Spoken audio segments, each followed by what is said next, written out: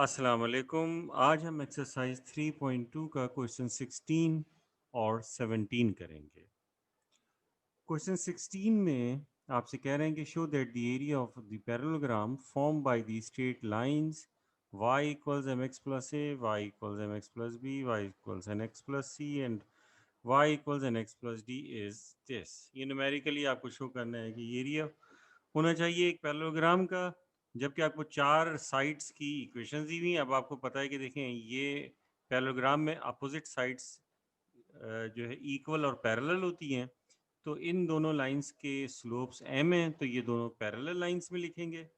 तो पहली और दूसरी इक्वेशंस आपने यहाँ लिख दी, और इसी तरह से y equals n x plus c और y equals n x plus d, ये दोनों पैरेलल लाइंस हैं क्योंकि इनके स्लोप्स n हैं, तो इनको पैरेलल में लिख दिया। यानी कि ये दो लाइंस होंगी, आपको पता है कि y equals m x plus b line की इक्वेशन होती है, तो m उसमें स्लोप होता है, तो इन दोनों लाइंस का स्लोप m होगा और इन दोनों लाइंस का स्लोप n होगा।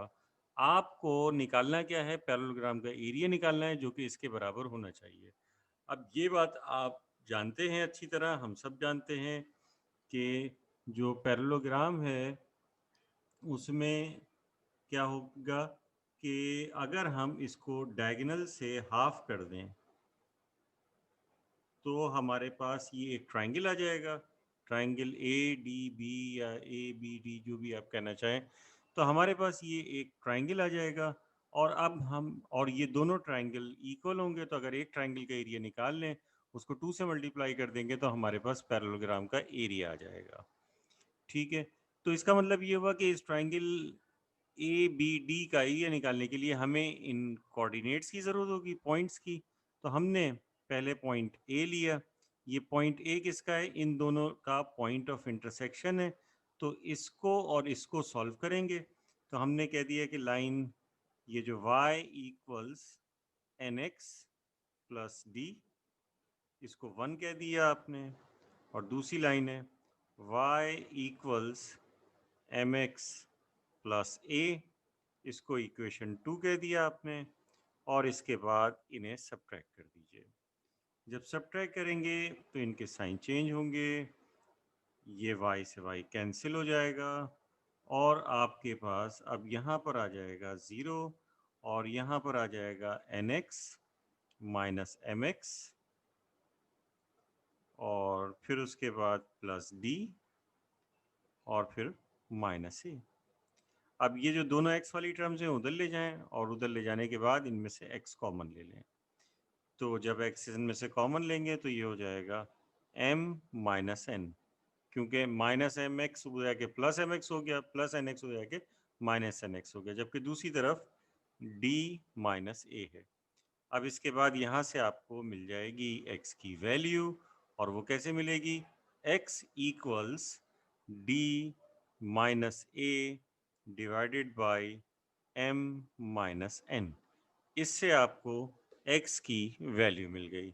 इस वैल्यू को या तो 1 में रखिए या 2 में रखिए, तो आपको y की वैल्यू मिल जाएगी। फॉर एग्जाम्पल हम 1 में रख रहे हैं, 1 इम्प्लाइज, 1 को दोबारा लिखेंगे, 1 में पहले है y equals n multiply by x की जगह रखा हमने d minus a upon m minus n, फिर उसके बाद प्लस d।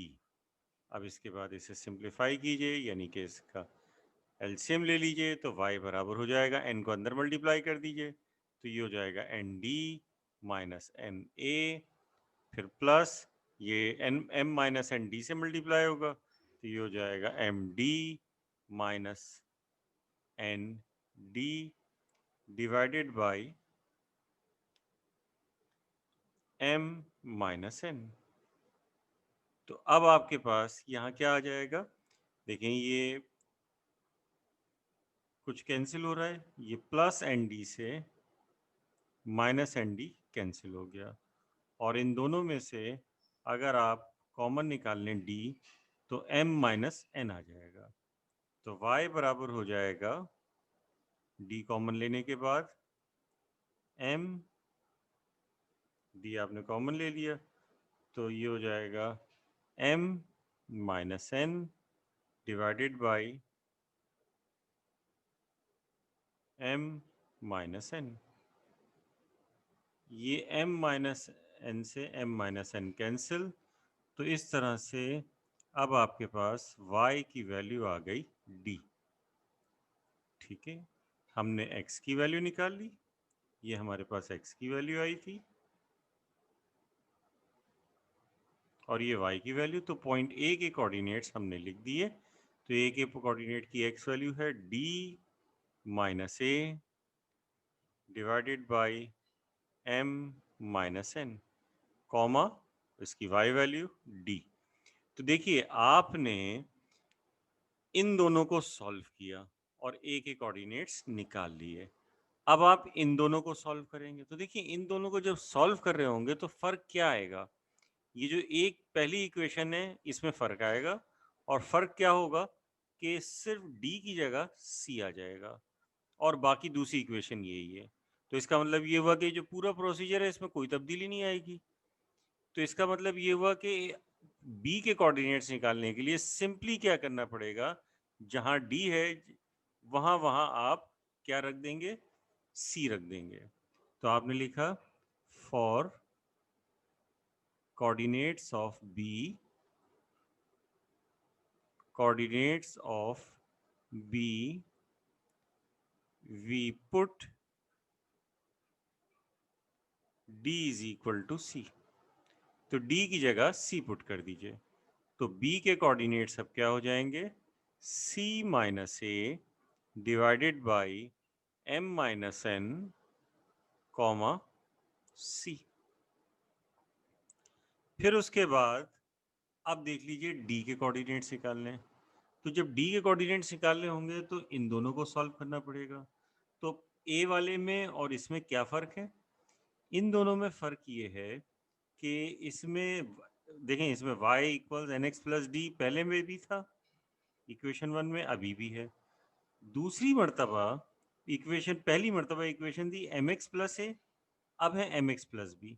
तो सिंपली ए की जगह क्या रख देंगे, बी रख देंगे। तो for coordinates of A, sorry coordinates of D we put A is equal to B in A के कोऑर्डिनेट्स में रख देंगे। तो अब ये आ जाएंगे डी के कोऑर्डिनेट्स। तो डी के कोऑर्डिनेट्स आ जाएंगे, ए की जगह में रखना है बी, तो ये हो जाएगा d minus b divided by m minus n comma और डी ऐसे ही रहेगा। तो ये आपके पास पॉइंट डी के कोऑर्डिनेट्स आ गए। जब आपके पास ए बी डी के कोऑर्डिनेट्स आ गए तो अब आप एरिया ऑफ पैरेललोग्राम निकाल सकते हैं, क्योंकि तीनों पॉइंट्स के कोऑर्डिनेट्स आपके पास आ गए हैं। तो इसका मतलब ये हुआ कि आपने लिखा एरिया ऑफ पैरेललोग्राम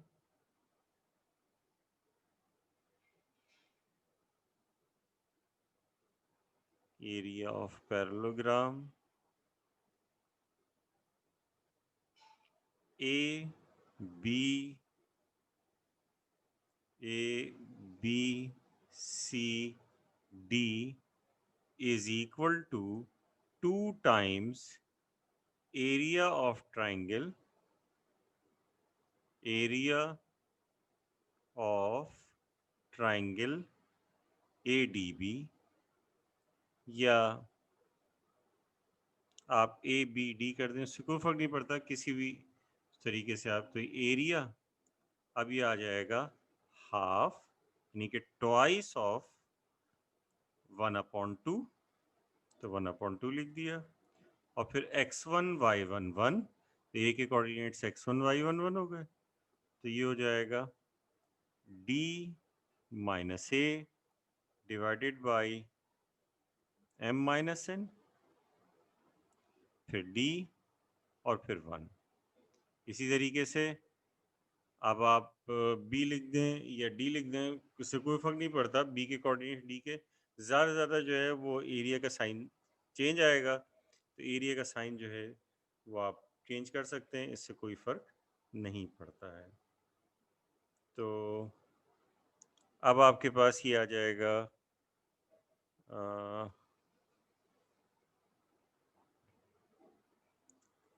यहाँ से जो है वैल्यूज़ रखेंगे, चलें डी की रख देते हैं या बी की रख दें, चलें वो से नेगेटिव आएगा तो आप साइन चेंज कर देंगे, क्योंकि ये एब्सोल्यूट वैल्यू हमेशा होती है, तो आप ऐसे लिख दें तो ज़्यादा बेहतर है, एब्सोल्यूट वैल्यू। तो ये हो जाएगा ए डी बी या ए बी सी, उससे कोई फ़र्क नहीं पड़ता, c minus a divided by m minus n c, और ये 1 इसी तरीके से।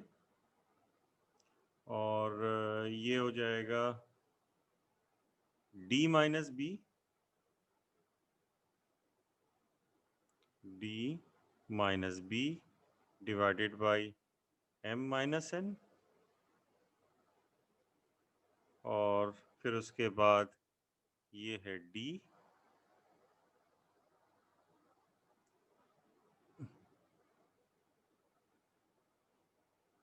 और फिर उसके बाद 1। अब इसे या तो एक्सपेंड कर दें, या अब आप देखिए कि इसे हम ये करते हैं कि ताकि ज़्यादा से ज़्यादा ज़ीरो जो है वो हमारे पास हो जाए, तो पहली रो को सब्ट्रैक्ट कर दें दूसरी रो और तीसरी रो से, ठीक है। तो पहली रो को दूसरी और तीसरी रो से सब्ट्रैक्ट कर देंगे तो हमारे पास क्या हो जाएगा, अब मैं इसके बाद यहाँ लिख रहा हूँ,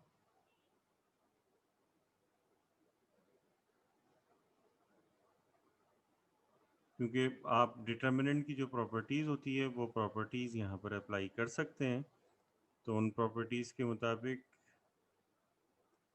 पहली रो पे तो कोई फ़र्क नहीं पड़ेगा, तो डी माइनस ए उसी तरह से रहेगा, तो डी माइनस ए ऐसे ही रहा upon m minus N,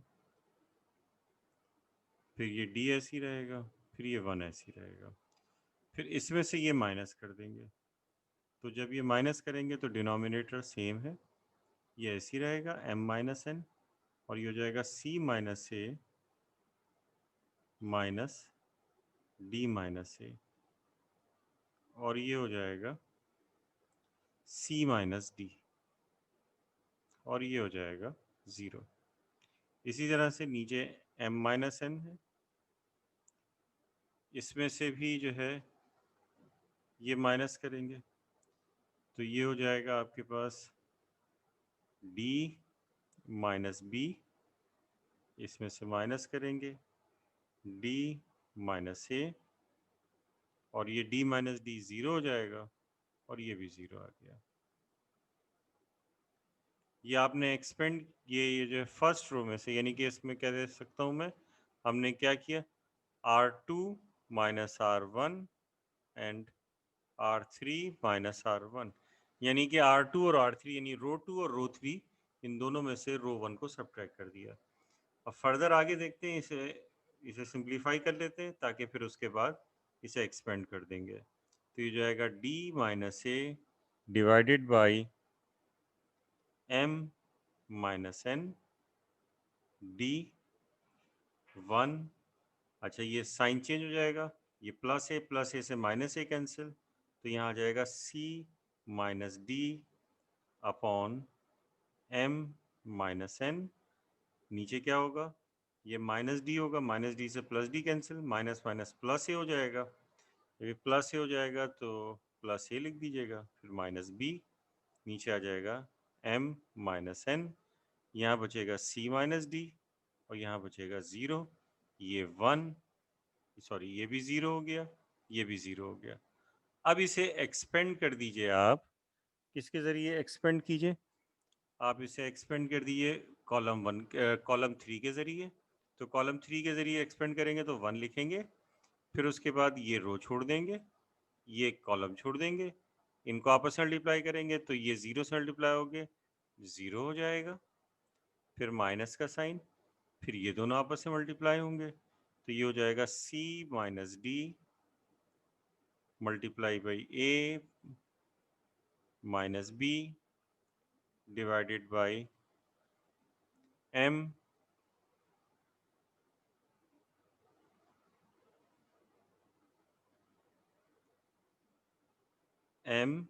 minus n।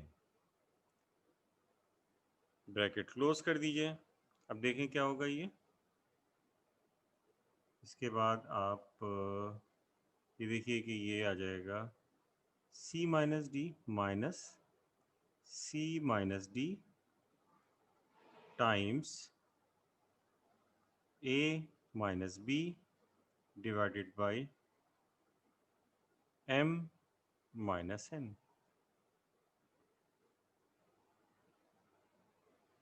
m minus n। तो देखिए हमारे पास था क्या जो कि हमें लेके आना था। हमें यहाँ लेके आना था a minus b c minus d upon m minus n। यही हमारे पास आ रहा है। सीवी नेगेटिव साइन है, तो नेगेटिव साइन क्योंकि एब्सोल्यूट होती है वैल्यू, तो जो भी वैल्यू होगी उसे हम प्लस में लिख सकते हैं। तो c minus d times a minus b over m minus n। और अगर आप यहाँ पे ये करते कि d के कोऑर्डिनेट्स पहले लिख देते, ये ऐसा आराम से अगर आपको पहले ही पता हो तो फिर आप चेंज कर सकते हैं। और वो इस तरह से कर सकते हैं कि आप के पास ये ये था ट्राइंगल ए डी बी, तो हमने ए लिखे थे, फिर डी नहीं लिखा था हमने, बी लिख दिया था, फिर सी। अगर यहाँ पहले डी के कोऑर्डिनेट्स लिखते तो जो भी रिजल्ट आता उसका साइन अपोजिट आता, क्योंकि दो रोज को इंटरचेंज करते हैं तो साइन चेंज हो जाता है डिटर्मिनेंट का। तो डिटर्मिनेंट के साइन का इशू नहीं होता यहाँ पर, तो इस वजह से ये न्यूमेरिकली आपने निकाल लिया। अब इसके बाद नेक्स्ट क्वेश्चन देखते हैं। नेक्स्ट क्वेश्चन में कह रहे हैं कि show that the equation of a line through the origin making an angle of measure phi with the line y equals mx plus b is this. यानी आपसे कह रहे हैं कि आपके पास एक लाइन है, ये x एक्सिस है, ये y एक्सिस है, ये एक लाइन है, लाइन फॉर एग्जांपल आप इसको कह दीजिए कि लाइन L1 है। अब आपसे कह रहे हैं कि ये लाइन एक दूसरी लाइन के साथ लाइन L है, जिसकी इक्वेशन दी हुई है y equals mx plus b. इस लाइन की इक्वेशन दी हुई, तो जाहिर है mx प्लस बी लाइन की इक्वेशन है, तो y इंटरसेप्ट b होगा और इसका स्लोप m होगा। कह रहे हैं कि ये लाइन जो कि ओरिजिन से पास हो रही थी, ये एंगल बना रही है इस लाइन के साथ फाई, और ये लाइन ओरिजिन से पास हो रही है जिसके कोऑर्डिनेट्स आपको पता है 0,0। तो कह रहे हैं show that the equation of the line through the origin making an angle of measure phi with the line y equals mx plus b is this. Show करना है कि ये लाइन की इक्वेशन है, लाइन L1 की equation ये है। तो लाइन की L1 की इक्वेशन निकालने के लिए हमें लाइन का स्लोप चाहिए और एक पॉइंट चाहिए। पॉइंट तो पता है ओरिजिन से पास हो रही है, स्लोप चाहिए तो हम एस्यूम कर लेते हैं कि इसका स्लोप m1 है। अब हमें m1 निकालना है। तो हमें पता है कि दो लाइंस के दरमियान अगर एंगल दिया हो तो किसी एक लाइन का स्लोप पता हो तो दूसरी लाइन का स्लोप निकाल सकते हैं। और हमारे पास फॉर्मूला है टेन थीटा। तो अब थीटा की जगह एंगल है फाई इज इक्वल टू, इस लाइन से इस लाइन पर एंगल है तो ये हो जाएगा m1 minus m divided by 1 plus m1 times m। अब इसके बाद क्या करें, ये उधर जाके मल्टीप्लाई हो जाएगा टेन फाइव से, तो टेन फाइव 1 से मल्टीप्लाई होगा पहले, तो 1 मल्टीप्लाई भी टेन फाइव फिर plus m1 m tan five is equal to m1 minus m।